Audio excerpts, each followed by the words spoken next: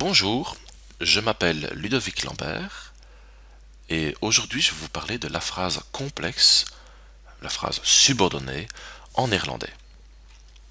Il est tout d'abord intéressant de s'arrêter sur le mot. Que veut dire le mot subordonné? Dans le langage général, on parle d'une hiérarchie.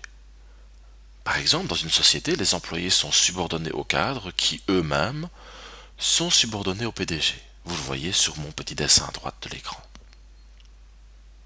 Il y a un lien hiérarchique. Eh bien, ce lien hiérarchique, on le retrouve aussi en grammaire et en syntaxe. Regardez un petit peu l'exemple suivant. C'est en français. Elle a dit qu'elle mangerait des fruits pour avoir les vitamines dont elle a besoin. J'ai une phrase ici, mais j'ai quatre propositions. Je commence par une proposition, une phrase simple, elle a dit, et puis j'arrive dans des subordonnés. Qu'elle mangerait des fruits pour avoir des vitamines dont elle a besoin. J'ai une phrase principale et j'ai trois subordonnés à la queue leu. Il y a une hiérarchie grammaticale entre les phrases. Voyons ce que ça donne en néerlandais. Ze zei dat zij fruit zou eten om de vitamine te hebben die zij nodig heeft. Nous on voit aussi qu'on a ces quatre éléments, phrases simples et puis trois phrases subordonnées, une à la suite de l'autre. Il est essentiel, avant de continuer, de savoir faire les césures, les coupures entre chaque bout de phrase. Pourquoi est-ce que c'est important? Parce que souvent, on a une règle raccourcie disant « Ah, dans une phrase subordonnée, en néerlandais, on met tous les verbes à la fin. » Mais à la fin de quoi? À la fin de la proposition, à la fin du bout de phrase. Regardez ici, j'ai trois subordonnés. Si vous prenez tous les verbes, zou eten, hebben et nodig heeft, tout à la fin, on ne comprend plus rien. C'est pour ça qu'il faut les mettre à la fin du bout de phrase concerné. Et ça, c'est essentiel. Voici la structure de la subordonnée. Nous avions, vous vous souvenez, lors d'une vidéo précédente sur la phrase simple, deux pôles, deux places réservées dans la phrase néerlandaise.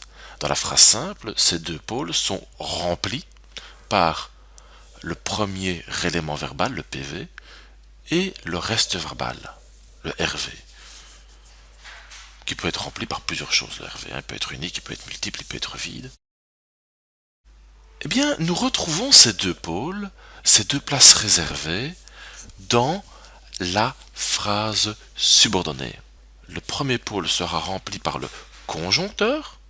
Un conjoncteur, c'est un mot ou une expression qui va joindre deux choses, qui va faire la charnière, le lien entre la phrase principale et la phrase subordonnée. Et le deuxième pôle sera rempli par le groupe verbal, avec tous les verbes de la proposition, avec tous les verbes de ce bout de phrase-là. Et c'est ce que nous appelons, nous francophones, le rejet du verbe en fin de phrase, ou plutôt en fin de proposition. Regardons ça de façon globale, vu d'ensemble. Katrien heeft gisteren gezegd dat zij het werk op tijd zal overhandigen. Catherine a dit hier qu'elle rendrait le travail à temps. J'ai ma phrase principale en début et ensuite j'ai une phrase subordonnée. Regardez, Catherine heeft gisteren gezegd. J'ai ma phrase principale. Le PV de la phrase principale, la phrase simple, c'est heeft. Et le reste verbal, c'est gezegd. Mon conjoncteur, c'est dat. C'est ça qui lie les deux phrases. Dat zij het werk op tijd zal overhandigen. Mon groupe verbal, mon deuxième pôle de la phrase subordonnée est zal overhandigen. Remarquez aussi l'ordre des mots dans la subordonnée.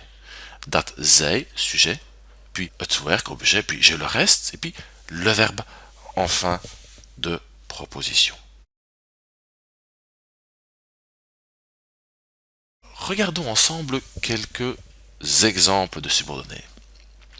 Vous vous verrez que les subordonnés sont toujours en bleu et la phrase simple est toujours en noir et que j'ai indiqué une césure verticale entre les deux bouts de phrase. Ik denk dat deze wagen veel te duur is.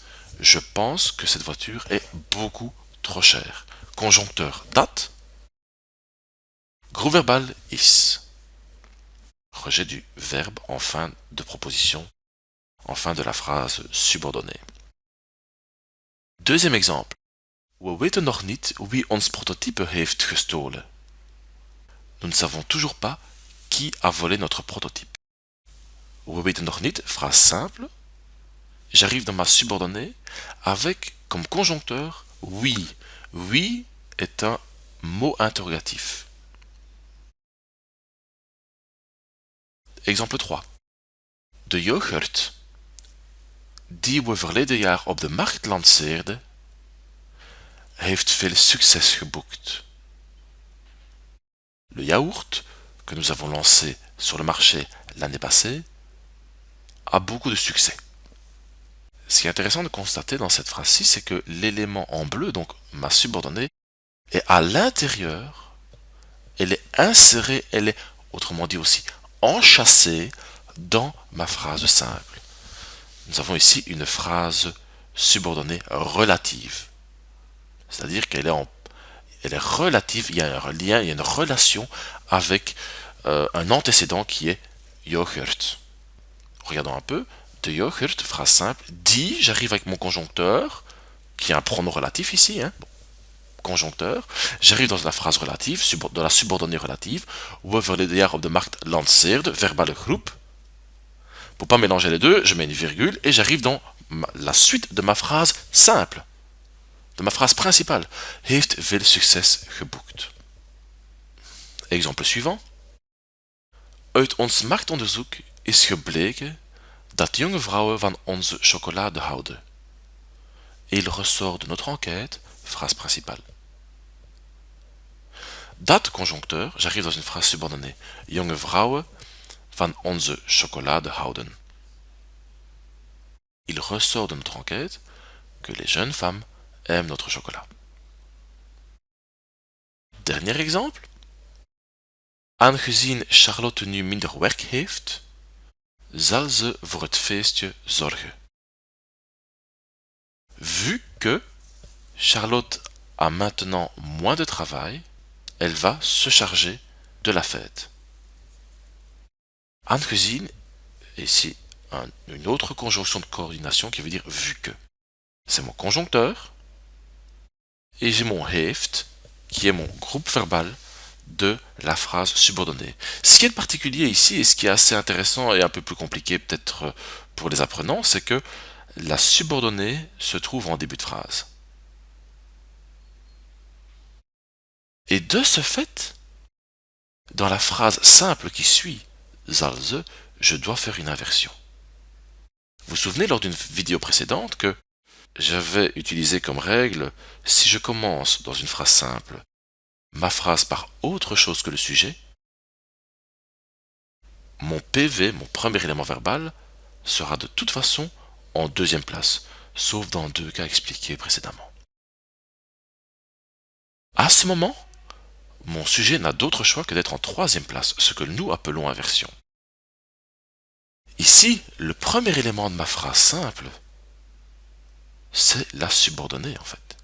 La subordonnée, aangezien Charlotte nu minder werk heeft, ça, c'est tout un gros paquet qui a une fonction, qui a la fonction complément circonstanciel de temps. En effet, je pourrais remplacer cet élément en bleu, cette subordonnée, par morgen, demain. Morgen zal ze voor het feestje zorgen. Je pourrais très bien le mettre. Cette subordonnée est un gros paquet qui a une fonction, et moi je décide de l'utiliser en début de phrase. Je dois faire une inversion, puisque je commence ma phrase principale avec autre chose que le sujet. Maintenant, une autre question, subsidiaire et intéressante. Pourquoi est-ce que je mets une virgule entre heeft et zal? On va me dire, oui, pour marquer la différence entre une subordonnée et la phrase simple. Oui, mais pas que. C'est surtout pour ne pas confondre les éléments verbaux de l'un et de l'autre. Pour ne pas confondre le groupe verbal de la phrase subordonnée avec le PV, le premier élément verbal de la phrase simple ou principale. Et dans ce cas, la virgule est absolument obligatoire. Voilà, j'espère que maintenant vous y voyez plus clair en ce qui concerne la structure de la phrase subordonnée. À bientôt pour d'autres vidéos.